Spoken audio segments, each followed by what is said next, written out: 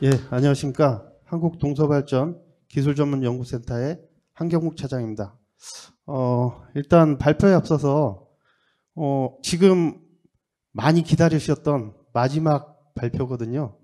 제가 예전에 발표를 할 때 보면 가장 마지막 때 발표하면 거의 30% 정도밖에 안 남았는데, 아까 제가 처음부터 계속 이 세션에서 뒤쪽에 앉아서 계속 보고 있었습니다. 근데 어떻게 된 게 점점 끝날 때 되니까 사람이 더 많이 오는 것이 역시 경품의 힘은 크구나 라는 생각이 듭니다. 지금 뭐 제가 마지막으로 1등 경품을 추첨할지 아니면 저희 좌장님께서 하실지 모르겠지만, 하여튼 마지막까지, 오늘 금요일인데 또 빨리 가셔야 되고 다들 바쁘시잖아요. 제가 어떻게든 좀 빨리 해서 끝내도록 해보겠습니다. 오늘 제가 발표할 것은 발전 운영 플랫폼 폼스라는 스마트화 및 고도화를 통한 운영 사례입니다.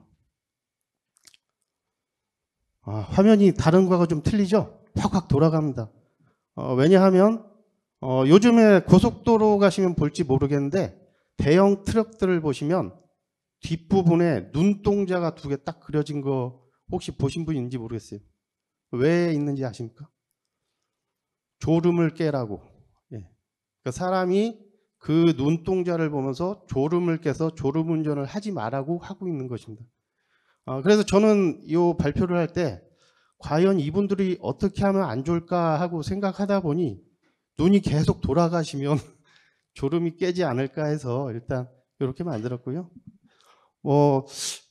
제가 이제 이 발표 처음 담당을 하게 됐을 때 당연히 이게 지금 또 실시간으로 방영되지 않겠습니까? 제가 이런 영광스러운 자리가 어디 있겠어요. 그래서 저의 소개를 다 마련은 했는데 다른 분들은 다 빼셨더라고요. 아무튼 저는 꿋꿋이 저에 대해서 잠깐 소개를 드리도록 하겠습니다. 저는 일단 1995년도에 보기보다 좀 빠르게 한전에 입사를 했습니다. 한전에 처음에 삼천포 오륙호기 시운전을 했었고요. 그 다음에 97년도에 다시 당진 125기 기계부랑 발전부를 근무를 하게 됐습니다. 예, 그 다음에 계속해서 이제 분사가 되고 나서는 당진은 동서발전으로 분사가 됐죠.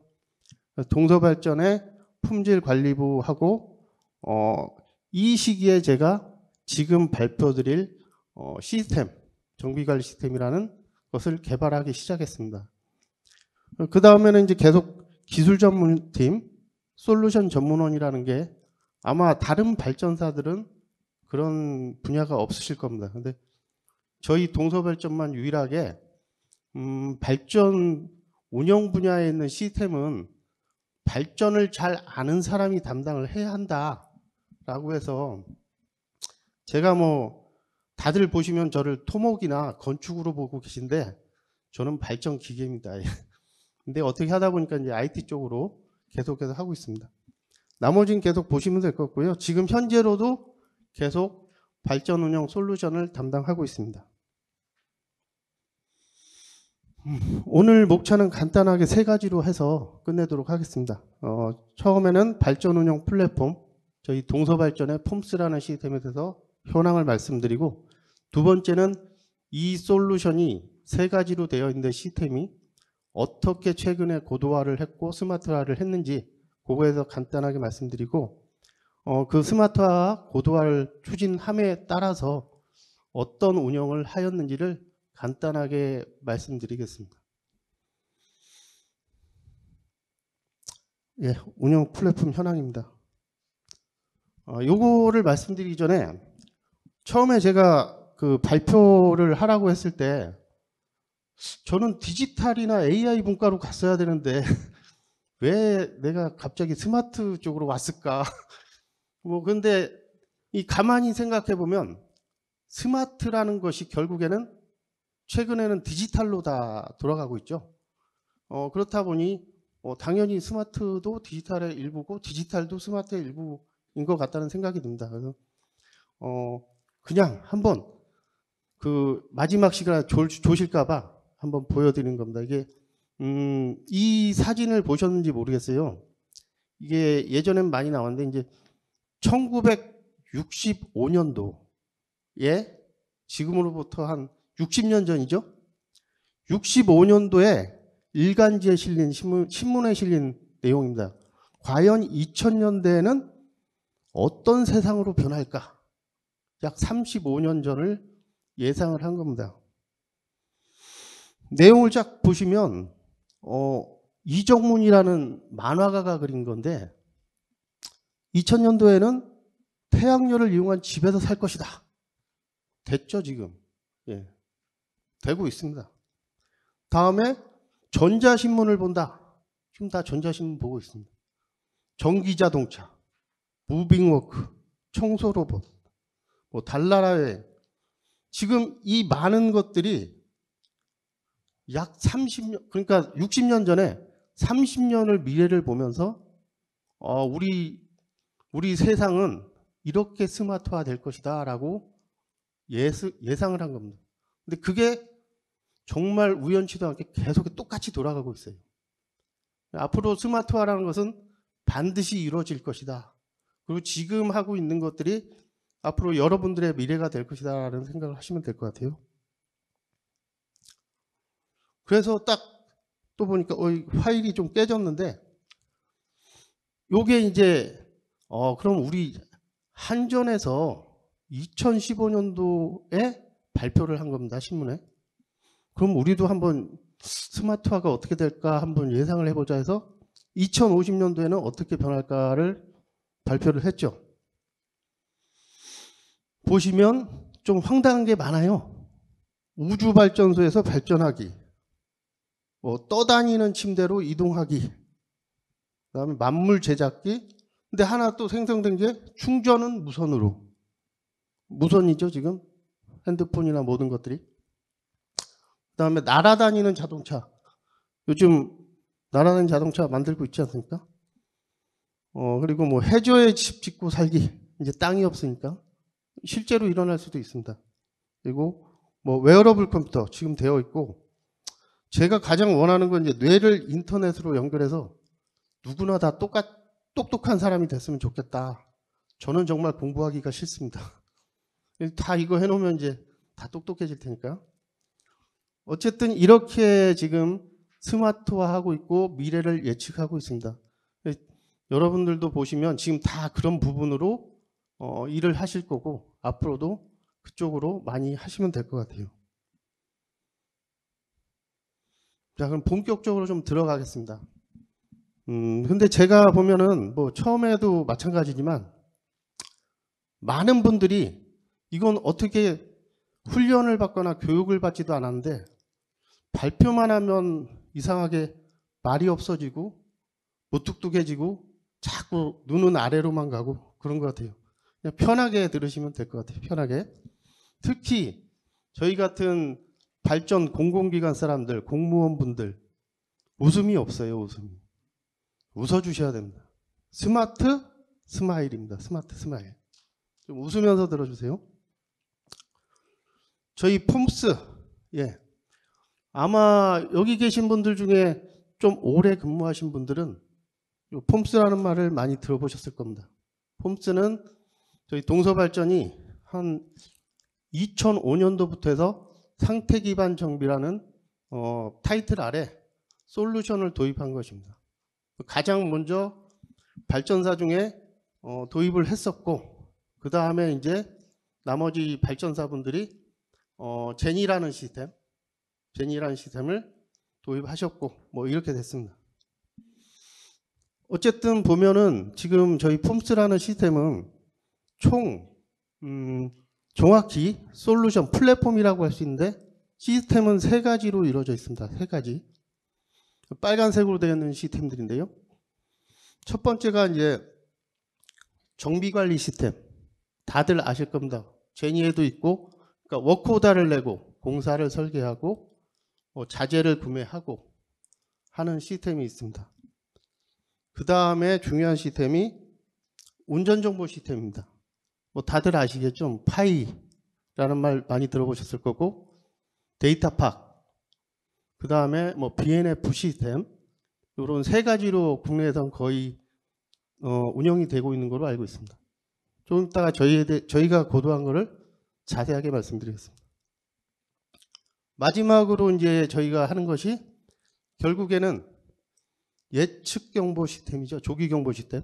말하신 뭐 얼리워닝 시스템이라는 것들이 있는데 요 시스템도 저희가 다 포함을 해서 데이터들은 당연히 연계가 다 돼 있겠죠. 그 다음에 ERP하고 연계를 해서 전체 플랫폼이 같이 돌아가고 있습니다.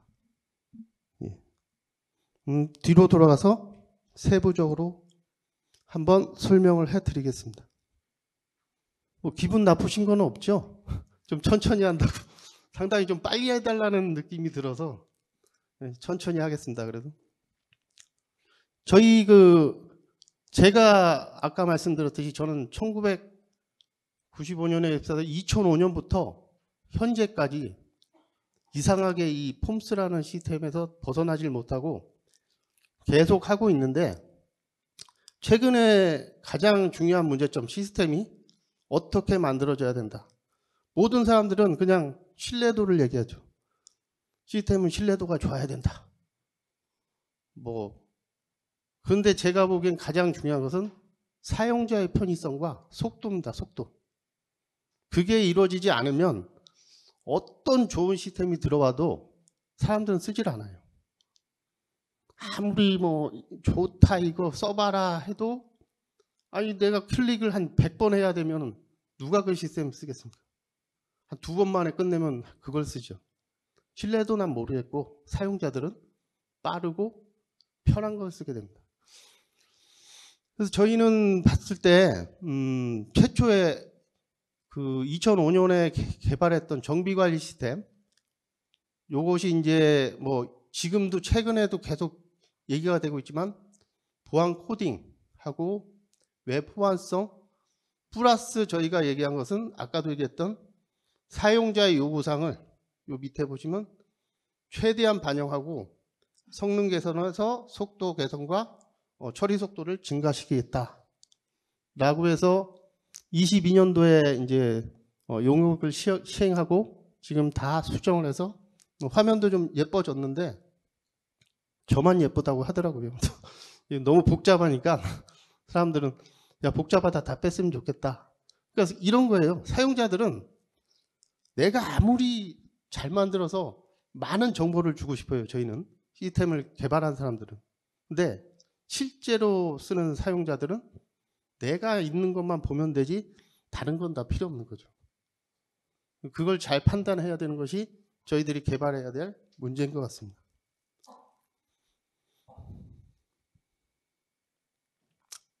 다음은 운전정보 시스템입니다. 저희 아까 3개의 시스템이 있다고 했는데 3개의 시스템 중에 유독 딱 하나만 외산이 있었습니다. 저희 동서발전에. 그게 바로 운전정보 시스템 파이라는 시스템입니다. 여기 계신 분들도 많은 부분들이 이제 파이를 많이 쓰실 겁니다. 당연히 신뢰성도 좋고 하기 때문에 여기 또 파이와 연관되신 분이 또 와 계셔서 제가 뭐라고 할 수는 없는데 일단 제가 이제 운전정보 시스템을 저는 원칙은 정비관리 시스템만 계속 개발을 해왔고 그걸 고도화하고 있었습니다. 근데 재작년쯤에 이제 사람도 축소되고 하면서 운전정보를 담당해라라고 해서 이제 제가 담당을 하게 됐고, 거기서 보면 가장 문제점이 이제 운전정보를 하는데 조금 복잡하고 속도가 좀 느리고 그 다음에 여러 가지 문제점이 있었어요. 그래서 확인을 해보니까 파이 계신 분은 귀를 좀 닫아주시는지 제가 이걸 얘기하긴 좀 그런데 누구나 아는 운전정보 시스템, 지금 발전사에서는 안 쓰면 안 되는 시스템이죠. 그 시스템에서 봤을 때 저희가 항상 새로운 요즘에 MZ세대들이 많이 들어옵니다. MZ세대들은 어떻게든 자기가 편하게 쓰면서 예쁘고 속도가 빨리, 지금 게임도 하시면은 로딩하는데 5초 이상 되면 닫아버리거든요. 이제 그런 것들, 그리고 야 내가 이걸 뭘 누르면은 이런 기능이 확확 들어와야 되는데 이런 것 좀 해줘 라고 말을 많이 합니다. 근데 이제 뭐 다들 아시겠지만 뭐 동서발전 어떻게 보면 외국 기업은 더 크죠, 저희보다. 뭐 마이크로소프트 오피스에다가 엑셀에 우리가 만약에 예를 들어서 엑셀에 어떤 기능을 넣어주세요 하고 MS 오피스 쪽에 얘기를 해도 그 사람들은 듣지를 않습니다. 당연히 안 듣겠죠. 이런 부분들이 점점 늘어나게 되고 이제 그 파일을 쓰면서 너무 뭐 계속해서 업그레이드를 하면서 버전도 업데이트를 했지만 그럼에도 불구하고 이제 약간의 성능 그리고 속도가 안 나온다라는 얘기를 많이 했습니다. 그것들이 이제 힘들었었고, 그 다음에 이제 왜 그런지 모르겠는데 이제 엣지로 이게 업그레이드를 하면서 저희 쪽에서는 시스템에 대한 오류나 이런 것들이 굉장히 좀 많이 이루어져서 개인적으로 이제 뭐 그쪽에 파이 본사, 지금은 이제 예전에는 OSI 소프트사였는데 아비바사로 이제 변경됐죠. 거기다 이제 질의도 하고 했었는데 뭐 답변은 결국에는 못 받았습니다. 한 기다리십시오 하다가 그래서 좀 그런 부분들이 많이 있더라. 신뢰도가 떨어지더라. 그리고 이것도 조금 애매하지만 예, 다들 아시겠지만 뭐 라이센스에 대한 비용들이 점점 늘어나고는 있습니다. 그래서 아비바로 합병을 하면서 기존 정책도 지금 바뀐 거를 아실 거예요. 발전사들은 만약에 유지보수하고 한다면 뭐 플러스 10%인가를 더 증액한다라고 되어 있어서 그런 거하고 또 하나가 여기는 없지만 아까 정비관 시스템 보안 코딩 한다고 해서 했을 때 저희는 이제 유지보수를 계속 하고 있기 때문에 파이 프로세스북이 이제 액티브엑스라는 시스템 소프트웨어를 쓰고 있어서 제거를 하기 위해서 이제 비전이라는 버전으로 이제 업그레이드를 하는데 이 부분에 있어서 좀 악유가 있었죠, 서로. 우리는 그냥 당연히 해줘야 되는 거 아니냐, 무료 아니냐, 소프트웨어를. 근데 이제 파이 쪽에서는 아니다, 그거는 큰 단위의 업그레이드이기 때문에 돈을 별도로 지불을 하셔야 된다, 이런 얘기가 있었습니다. 그래서 여러 가지로 좀 협의를 해봤는데 뭐 결국에는 결정은 안 났고요. 마지막으로 이제 뭐 국내 그러면서 이제 재작년에 중소기업을 살려야 된다 뭐 이제 그런 얘기가 많아서 한번 저희가 원래 운전 정보를 하는 회사는 아니었는데 아까 얘기했던 AI 기반의 예측 경보 시스템을 구축하는 회사였습니다. 발전사에서도 아시는 분들은 다 알 거고 뭐 들어간 회사인데 그 회사를 봤을 때 우리 쪽에서도 연구 과제를 하다가 결국 예측 경보 시스템의 기본 데이터는 운전 정보죠, 운전 정보. 이 운전 정보 앱을 그럼 가지고 있느냐, 너희들은? 한번 찾아봤습니다. 그랬더니 운전 정보 앱이나 어플리케이션은 없고 RTDB라고 해서 실시간으로 데이터를 끌어당기는 기술, 요걸로 끌어당겨서 예측 경보만 하고 있는 그런 회사였습니다. 그래서 자, 이거는 그러지 말고 그러면 한번 동서발전하고 해서 운전정보 앱을 만들어 보자 라고 해서 실제 22년 11월부터 해서 23년 작년 4월까지 6개월간 해서 실증을 했습니다. 실증. 연구과제로 하기에는 말도 안 되는 것 같고 이미 운전정보라는 그런 소프트웨어가 많이 있는데 연구개발은 하지 말고 실증을 해보자 해서 실제로 실증을 했었고 그때 뭐 이 회사는 어딘지는 제가 안 밝히지만 뭐 다 탔습니다. 그래서 지금 굉장히 좋다라는 판결이 났었고요. 실증이 끝나고 나서 그래서 저희 회사는 어떻게 보면 좀 모험이긴 합니다. 저희도 이게 운전정보가 쉽게 만들어지는 시스템이 아니기 때문에 굉장히 모험을 하고 있지만 어쨌든 작년 10월부터 해서 바로 다음 주 화요일 날 준공을 합니다. 다음 주 화요일 날. 뭐 다들 아시겠지만 뭐 액티브엑스 제거하고 개통화면 구축하고, 근데 가장 중요한 것은 여기서 접근성, 편리성, 사용자에 대한 요구사항 반영입니다. 그래서 국산 제품이 가장 좋은 점은 우리가 뭔가를 요구했을 때 바로바로 반영을 해준다는 겁니다.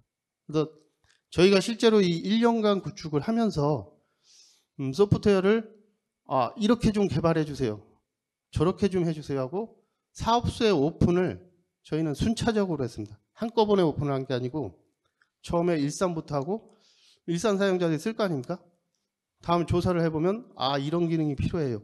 그러면 다음 사업소에 갈 때 그 기능들을 다 개발해서 또 집어넣습니다. 그래서 제가 봐도 한 30여 가지의 기능들을 개발을 해냈고요. 그건 나중에 설명을 드리겠습니다. 이상하게 이제 화면이 좀 많이 깨져 있는데 예측 경보 시스템은 아시는지 모르겠는데 저희가 이제 두산 에너빌리티와 연구과제로 진행을 해서 17년도에 프리비전이라는 시스템으로 국산화를 했었습니다. 국산화를 하고 운영을 하고 있다가 이 시스템을 계속 쓰는 것보다 저희 회사가 가장 좋은 점이 아까 저희 솔루션 전문원이 있다는 거고, 지금 현재 있는 솔루션 전문원이 개발자를 경력직으로 하나 뽑은 분이 있어요. 그 부분이 직접 예측 진단 시스템을 개발했습니다. 참 신기하죠. 혼자 개발을 했어요. 혼자. 근데 뭐 여러 가지 도움을 받았겠죠. 어쨌든 해서 지금 이 시스템이 화면에는 안 나오는데 사용자들에게 가시적으로 바로 볼 수 있게 건전성 지수를 보여주게 되어 있습니다.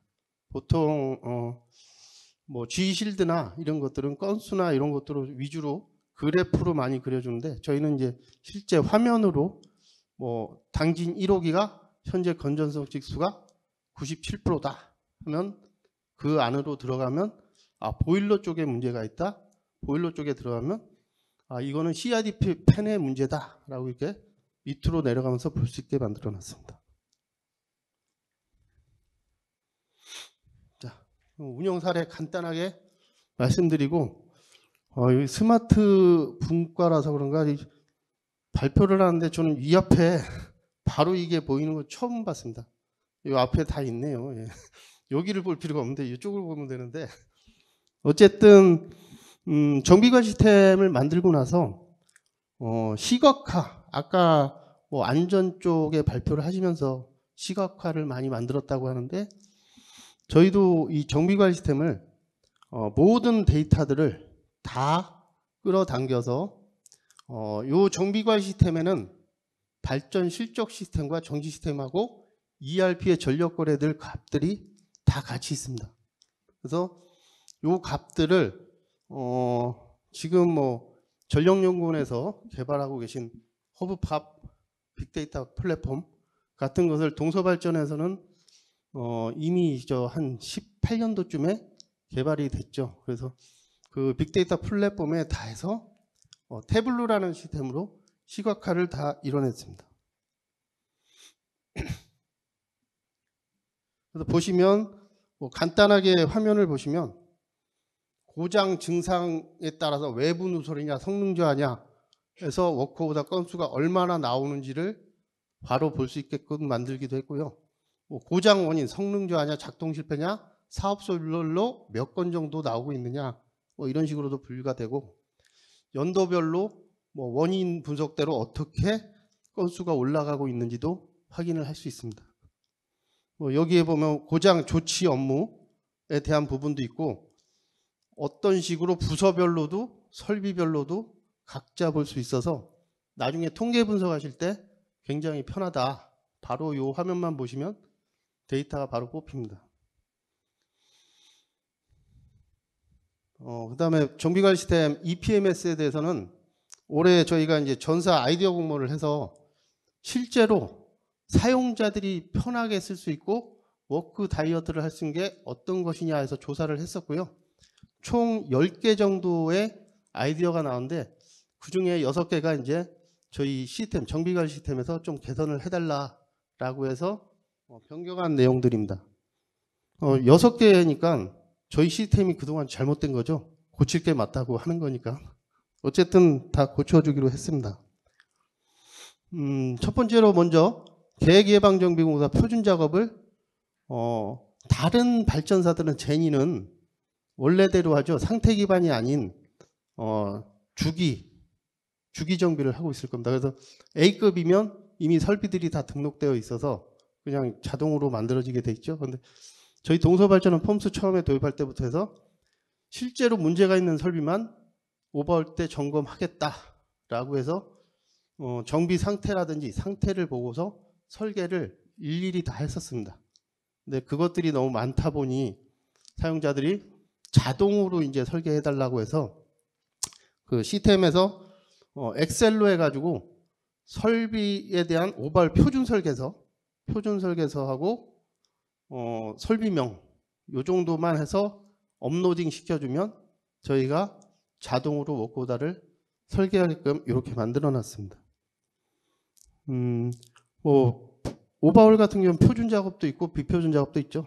그것들은 별도로 어쨌든 작업을 해야 되지만 어쨌든 그렇게 하면서 저희가 연간 약 340일 정도 단축하는 기회를 가지고 있습니다. 지금. 다음으로는 발전 실적 시스템 입력 활용 편의성인데요. 이건 뭐 다들 간단한 부분이라 시운전 데이터 그리고 발전 실적에서 나오는 연료 열량 소비 실적표를 별도로 계속해서 작성해서 제출을 했는데 저희 쪽에 엑셀로 작성한 걸 한 방에 업로드를 하게 해서 시스템에 저장하게 해달라 해서 그렇게 만들었습니다. 다음으로는 이제 정비 프로세스 개선인데요. 정비 프로세스 개선은 지금도 사업소는 제니는 TM을 쓰고 있다고 하시잖아요. TM. 동서발전은 TM은 없습니다. 모든 것이 워크오더 하나로 끝납니다. 그래서 그런 복잡한 어떤 절차라든지 결제들이 많지는 않은데 그럼에도 불구하고 아직까지도 상당히 좀 많은 부분들이 저희 결제를 타고 있습니다. 워크오더 하나가. 아까 얘기했던 안전관리 시스템. 저희 원래 폼스는 워크오더 안에 품질 검토, 안전 검토, 안전작업 허가 다 들어가 있었죠. 그런데 지금은 어쨌든 새로운 시스템으로 안전관리도 쪼개졌고 품질도 쪼개졌습니다. 근데도 또 많은 절차들이 아무리 검토해도 이건 불필요한 것 같다라는 절차가 있어서 검토 후에 그것도 다 제거를 했습니다. 과감하게 제거를 하고 해서 뭐 보니까 연간 458일 단축하는 거로 일단 나왔습니다. 뭐 이 날짜들은 중요한 게 아니죠. 이거는 숫자 노름인 것 같아요. 시간이 얼마나 되는지 실제로 재지 않은 이상은. 근데 뭐 워크오더 건수에 이 정도의 시간이 든다라고 해서 실제로 보여주는 거고요. 다음은 이제 송장결제인데 다른 데는 제가 알기로는 ERP하고 연계가 안 돼 있는 걸로 알고 있는데 사업 발전사들이 혹시 연계가 지금 다 되어 있나요? 발전사들? 예, 여전히 답이 없으시군요. 그럴 줄 알았습니다, 제가. 그냥 한번 물어본 겁니다, 저도. 근데 저희 동서발전은 애초부터 도입될 때 가장 먼저 폼스가 도입이 되었고 그 다음에 ERP가 들어왔어요. 사람들이 ERP를 쓰질 않아요. 다 폼스로 합니다. 그래서 저희는 PM 모듈부터 해서 FI, CO, MM 뭐 이게 이제 모듈인데 SAP 쪽에 모두 연결을 해놨습니다. 그래서 좀 힘들었어요. 처음엔. 하나만 틀려도 SAP는 다 빠꾸를 시켜버리니까 그것들을 지금 많이 해놨고 어쨌든 이런 공사, 간이공사나 소액구매, 송장 같은 것도 저희가 그 정비관리 시스템에서 작성을 해놓으면 전송을 하면 SAP 쪽으로 자동으로 전동돼서 2번 작성을 하지 않습니다. 뭐 그런 식으로 이제 중복되는 작업을 하지 않게 해달라라고 해서 그 몇 가지 이제 원래 이 기능이 있었는데 어떤 좀 빠지는 부분들이 있어서 그런 것들을 다시 요번에 집어넣습니다. 그리고 정비관리 시스템에 또 하는 게 뭐 아주 너무 간단한 건데 서치 기능에서 내가 요런 부분을 입력을 하고 우린 보통 어떻게 합니까? 엔터를 탁 치잖아요. 근데 그게 검색이 안 되고 요거를 꼭 눌러야 검색이 되더라. 서치를 눌러야. 그래서 이것도 그냥 되게 해주면 안 됩니까? 그래서 개발해서 해줬습니다. 아주 간단한 기능인 것 같아요. 이거. 시간을 빨리 끝내기로 했는데 빨리 하겠습니다. 이 공사 설계에서 재경비 쪽을 이제 저희는 보통 상위 그룹, 하위 그룹, 뭐 원이모코다 이런 식으로 하고 있는데 전체 집계된 부분에서 이거를 하위에 설계된 공사들을 한꺼번에 재경비는 반영되게, 그전에도 반영은 됐었는데 좀 틀린 부분에 대해서 그 비교를 할 수 있게, 바로바로 비교를 할 수 있게 틀린 부분은 빨간색으로 해달라. 그리고 하위에서 고치지 말고 수정을 여기서 하면 바로 하위에 다 반영되게 해달라. 이런 요구가 있어서 이것도 다 처리를 했습니다. 다음은 이제 운전정보 시스템인데요. 빨리 하겠습니다. 보시면 알겠지만 화면이 좀 돌아가고 있는데 잘 안 보이실 겁니다. 운전정보 시스템의 개통하면 여기서 요게 움직이는 게 보이시죠? 실제로 저희가 기간을 정해놓고 리플레이를 하면 발전소가 만약에 정지됐거나 문제가 있을 때 데이터가, 이 개통화면의 데이터가 어떻게 움직이고 있는지를 리플레이를 할 수 있는 기능입니다. 그리고 실제로 문제가 되면 나중에 알겠지만 알람이라는 기능이 있어서 개통에 어떤 값들이 빨간색으로 변하고 이 시간부터 이렇게 문제가 있었다고 여기에 표시가 됩니다. 그래서 바로바로 그 시간대에 어떻게 그 설비가 운전되었는지를 볼 수 있게끔 만들어 놨습니다. 뭐 요거는 뭐 데이터 파악하신 분들은 다 있을 건데 파이 쪽에서는 뭐 있다고는 하는데 제가 잘 못 봤고요. 그 로직 뷰어라고 해서 고장 원인 진단을 하기 위해 제어 쪽에서 많이 활용을 하시고 어떤 설비에 트러블이 발생했을 때 요걸 직접 본인들이 짜서 테스트를 해보는 그런 사용 용도로 진행을 하고 있습니다. 이건 알람 리스트라고 해서 DCS에서 알람들이 다 뜨잖아요. 그걸 현장에서는 볼 수 없었는데 이제 저희 운전정보 시스템에 똑같은 기능을 만들어 놓고 어떤 게 먼저 발생했는지 시계열 분석을 할 수 있게끔 해놨습니다. 요건 마지막으로 요즘 보면은 운전정보 시스템이 엑셀하고 연결돼서 데이터 링크, 파이 데이터 링크를 하고 있는데 엑셀이 굉장히 느려지고 있습니다. 파이 그 기능 추가를 해서 만들어 놓으면. 그래서 저희 시스템은 엑셀의 기능을 자체적으로 스프레드시트라는 요 기능으로 해서 자체적으로 집어넣고 여기서 데이터를 다 추출할 수도 있고 엑셀에서 할 수도 있게끔 만들어 놨습니다. 예, 마지막입니다. 이거는 이제 아까 말씀드렸듯이 저희가 예측정보 시스템을 자체 개발을 했기 때문에 저작재산권이 저희한테 있죠. 그래서 이 자체 개발된 예측정보 시스템을 올해 9월 달에 실제로 자메이카의 보그 발전소하고 올드하버 발전소에 계약을 했었고요. 그래서 지금 구축을 해서 내년도에 이런 화면으로, 지금 여기는 화면이 그래도 조금씩 보이고 있네요.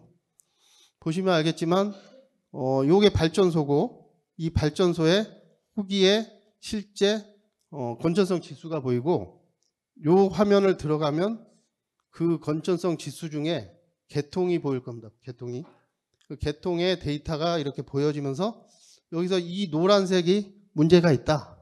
그럼 이 노란색을 눌러보면 또 아래로 설비들이 이렇게 나열됩니다.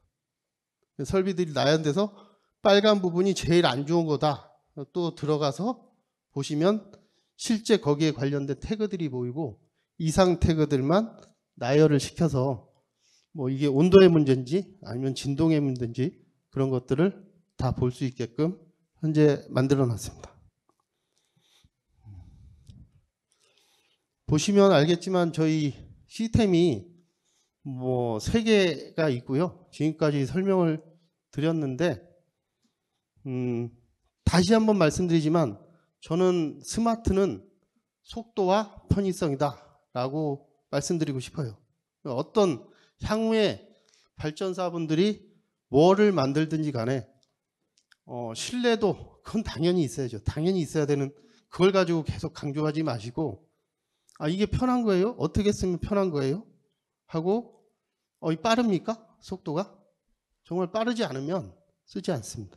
그 부분을 강조하면서 저는 오늘 딱 시간에 맞춰서 끝내도록 하겠습니다. 이상 질문 받도록 하겠습니다.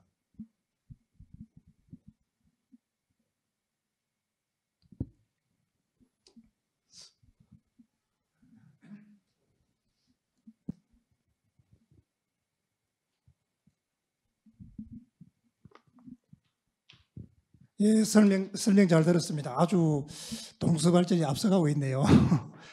저기 아까 보니까 그 CBM을 하던데 CBM 지금 돼가지고 TBM 대신에 CBM을 한다고 해서 오버홀 기간이 단축되었다고 말씀하셨는데 오버홀 기간은 그대로 유지되면서 단축시키는지 그거 하고 그 다음에 그 CBM을 하려면 그 상태에 대한 데이터를 받아야 되는데 그게 이제 온라인으로 받을 수도 있고 오프라인으로 받을 수 있는데 그걸 온라인, 오프라인 그 데이터를 어떻게 받느냐.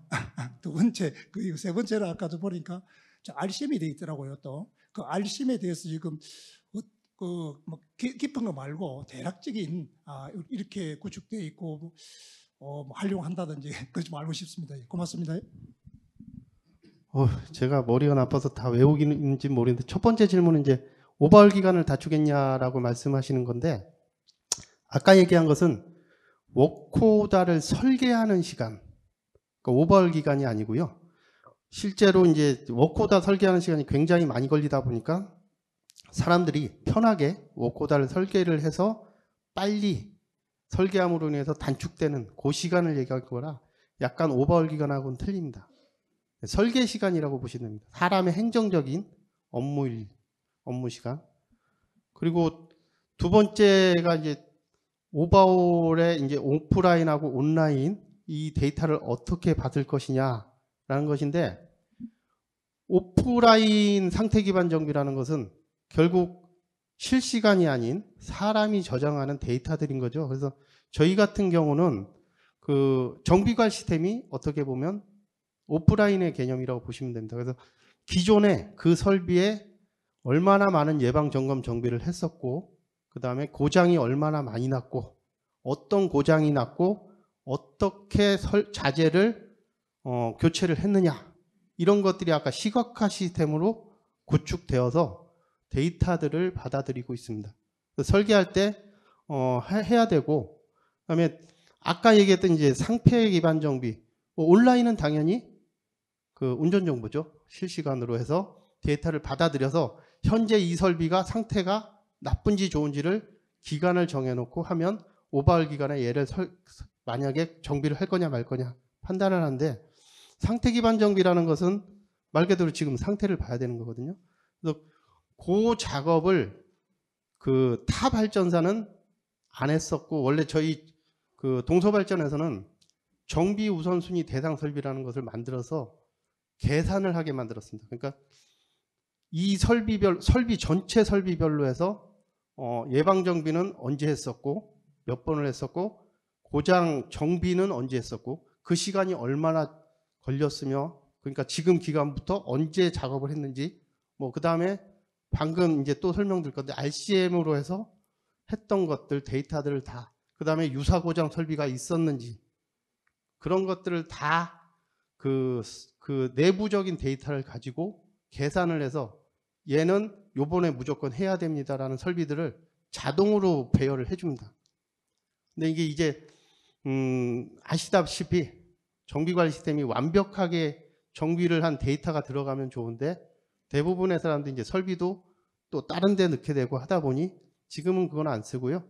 어쨌든 오프라인, 온라인은 오픈은 정비관리 시스템으로 데이터를 직접 분석한다. 그 온라인은 현재 그 설비의 그 운전 상태 그걸 보면서 당연히 진동이 올라가고 있는 설비는 요번에 설계를 해야겠죠. 그렇게 하면서 진동이 올라가고 있으면 요번에 비표준으로 설계를 하셔야 되는 겁니다. 근데 대부분의 발전사들은 안 봐요. 그냥 A급 하면 뭐뭐뭐뭐뭐 오케이 설계 끝 하고 보니까 이제 문제가 좀 될 수도 있고요. 저희는 뭐 그렇게 생각을 합니다.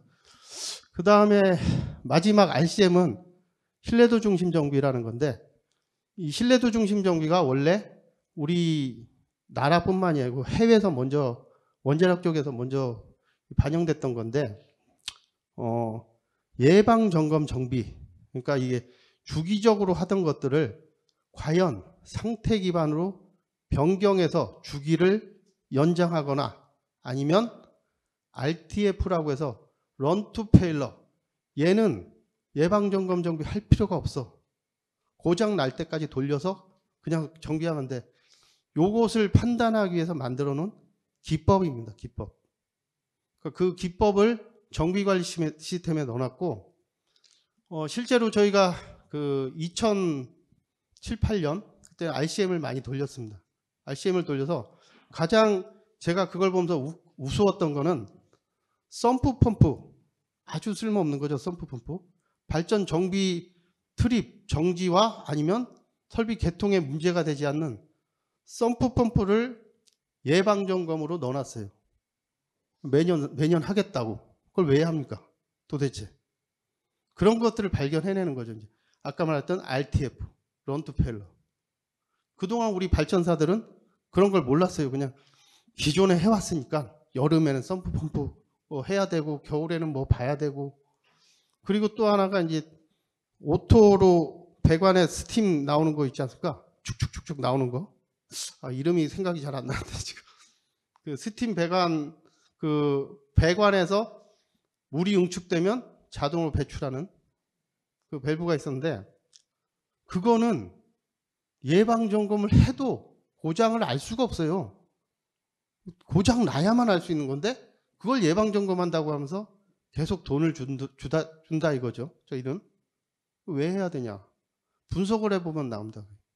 그런 것들을 분석을 해서 우리가 비용도 절감하고 그 다음에 어떤 설비들은 고장이 1년에 한 번 날까 말까 한다. 그런데 매주 점검하는 걸로 돼 있어요.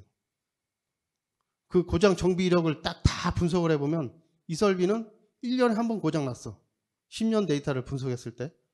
그러면 6개월에 한 번 하면 되잖아요. 근데 매주로 그냥 기존에 해왔던 대로 매주 점검하는 거예요. 그냥. 그건 되게 낭비가 아니냐. 그래서 그런 것들을 고치는 게 이제 RCM이라고 생각하시면 되고 근데 그것도 뭐 지금 저희도 많이 고민하고 계속 하고 있지만 활성화는 아직 되지는 않았습니다. 뭐 또 뭐 답변이 되는지 모르겠습니다.